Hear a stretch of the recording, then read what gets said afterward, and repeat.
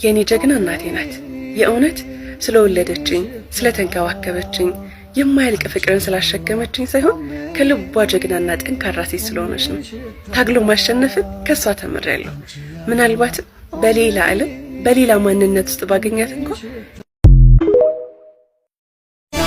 ለያዝሽ በልቤ ለያዝሽ ባንጀቴ ለያዝሽ ባንጀቴ አስነስተውብኛል ካንቺ